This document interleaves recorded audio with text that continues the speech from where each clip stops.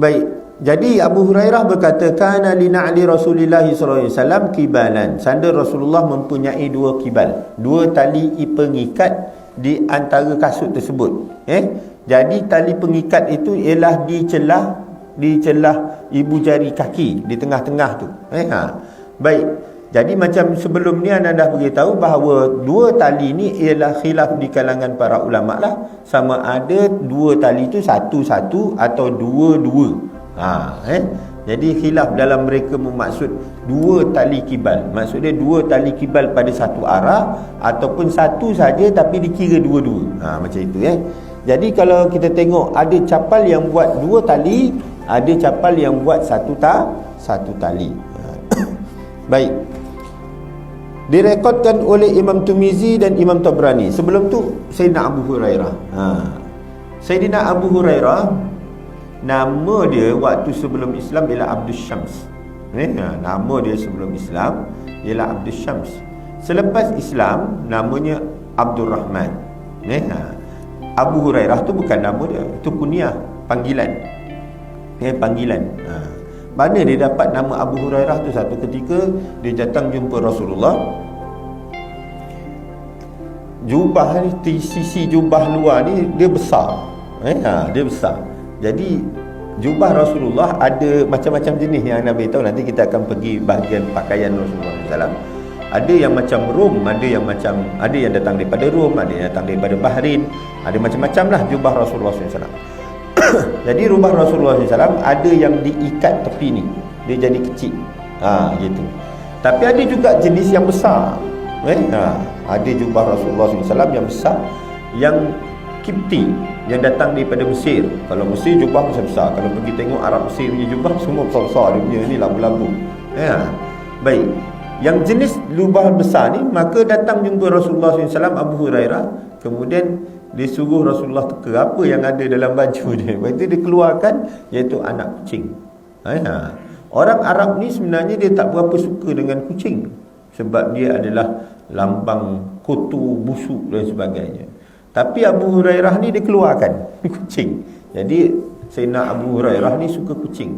Maka bertepatan dengan Rasulullah SAW juga menyukai binatang.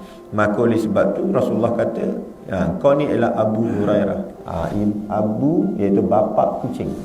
Bapa yang menyukai kucing lah. Kita siapa yang membuat kebaikan dahulu, maka kita panggil dia bapa lah. Bapa kemerdekaan, bapa pembangunan, begitulah bapa-bapa tu. Jadi kita panggil bapa kucing, iaitu bapa yang suka pada kucing, maka dipanggil Abu Hurairah. Tu kunyah dia, dia punya laqab, dia punya panggilan. Sementara nama dia selepas Islam ialah Abdul Rahman. Selepas daripada Islam, Abdul Rahman. Baik. Beliau ni lahir pada 19 tahun sebelum hijrah. 19 tahun sebelum hijrah beliau lahir. Jadi waktu hijrah Rasulullah SAW, pada waktu itu usia dia 19 tahun. Baik. Beliau ni masuk Islam pada waktu Rasulullah SAW nak pergi serang Khaybar, iaitu pada tahun ke-7 hijrah. Pada tahun ke-7 hijrah Rasulullah SAW pergi serang Khaybar. Jadi waktu dalam perang Khaybar tu dia naik atas pokok. Dia tak nak masuk Islam pada waktu itu, tapi akhirnya dia turun lah. Bila dia kata masuklah Islam, turun bawah selamat kan. Jadi dia turun bawah, dia masuk Islam. Sayyidina Abu Hurairah radhiyallahu anhu akhirnya masuk Islam, dan dia adalah orang yang paling banyak meriwayatkan hadis. Baik. Dan dia adalah salah seorang yang duduk di Masjid Nabawi. Kerjanya ialah mengikuti Rasulullah. Di mana Rasulullah pergi dia akan ikut. Jadi dia tak kerja, dia tak apa, dia cuma duduk. Kalau yang anda pernah dengar, ada orang mendefinisikan bahawa asrama pertama Rasulullah buat ialah di Masjid Nabawi. Itu ada sekitar dalam 80 orang dipanggil Ahlus Suffah. Ketua dia ialah Abu Hurairah. Selain daripada itu, Abu Hurairah ni sendiri adalah khadam ataupun orang yang berkhidmat kepada Rasulullah. Ada yang khadam yang berkhidmat Rasulullah yang boleh masuk dalam rumah Rasulullah. Tapi Abu Hurairah ni dia bukan macam Sayyidina Anas bin Malik. Dia kena khidmat dekat luar, dia kena masuk dalam, dia kena minta izin daripada Rasulullah SAW. Jadi Sayyidina Abu Hurairah ni duduk di dalam masjid. Jadi kalau ada apa-apa yang di dalam masjid, maka Sayyidina Abu Hurairah lah yang akan dia. Jadi pernah satu ketika dalam kisahnya, Sayyidina Abu Hurairah ni panggil Sayyidina Abu Bakar. Sebenarnya Abu Hurairah ni lapar. Dia sangat lapar. Dia selalu lapar. Sebab dia miskin. Dia tidak mempunyai apa-apa.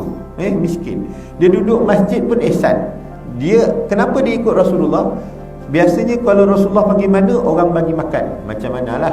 Kalau pergi ngajar, orang bagi makan. Orang ngajar bagi makan. Sama dengan masjid ni, ada makan kan. Jadi macam itulah. Ada orang yang ikut, nanti dapat makan sekali.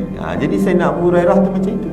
Jadi pernah satu ketika Rasulullah tak keluar lagi. Jadi dia carilah siapa yang boleh tumpang ni kan. Jadi cari Sayyidina Abu Bakar. Sayyidina Abu Bakar lalu bagi salam.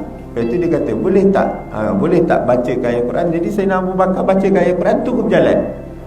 Jadi tak adalah boleh ikut. Jadi kemudian lalu pula Sayyidina Umar, tahan pula Sayyidina Umar. Kemudian Sayyidina Umar pun sama juga, baca Quran, itu terus berjalan. Kemudian datang Rasulullah SAW. Rasulullah ni, di antara kehebatan Rasulullah ni, tengok muka pun dah tahu apa sebenarnya nak. Maka tak perlu cakap apa-apa. Rasulullah kata, mahir ikut aku. Kata, ikut sampai ke rumah.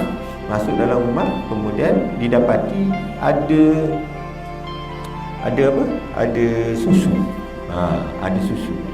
Kemudian tanya pada Aisyah, susu ni siapa berdapat dan mana susu ni? Kata, satu bekas susu. Kemudian Aisyah kata ada orang bagi susu. Jadi Rasulullah SAW pun suruh panggil ahli suffah, sekitar dalam 80 orang. Kemudian dia minta kepada Sayyidatina Aisyah untuk untuk ambilkan roti kering. Sayyidatina Aisyah bagi roti kering, dimasukkan dalam susu tu, digodak dengan tangan Rasulullah. Digodak dengan tangan Rasulullah, suruh panggil. Rasulullah bagi makan seorang, hampir 80 orang. Yang susu tu sebenarnya hanya boleh makan 4 orang. Susu tu hanya boleh makan 4 orang. Ini dalam hadis sahih ni. Maka digodaknya oleh Rasulullah SAW. Rasulullah bagi makan sendiri sekitar 80 orang makan daripada tangan Rasulullah dengan bekas yang sebenarnya untuk 4 orang sahaja. Jadi Rasulullah bagi makan seorang-seorang. Yang panggil tu Sayyidina Abu Hurairah. Sayyidina Abu Hurairah paling lapar sekali. Tapi Rasulullah tak panggil-panggil dia. Kan? Dalam hati dia, alamak, habislah roti air tu, habislah roti air tu. Gitulah. Kemudian bila dah semua orang dah makan, Rasulullah kata, Abu Hurairah, kau pergi tengok ada siapa lagi tak yang belum dapat makan. Buah dia pusing, tengok semua dah dapat makan. Maka Rasulullah kata, bila dia kata, wahai Rasulullah, dah habis dah. Maka dia kata, mari sini, katanya. Sekarang aku suapkan kau. Suap sampai dia kata, wahai Rasulullah, aku dah kenyang. Tak ada, makan lagi, kata. Sampai kenyang, betul-betul kenyang Rasulullah bagi makan. Sampai dah tak boleh dah, wahai Rasulullah. Okey, baiklah, kata. Gitu. Nak menceritakan ialah bagaimana siapa duduk dengan Rasulullah SAW itu tak pernah menghampa.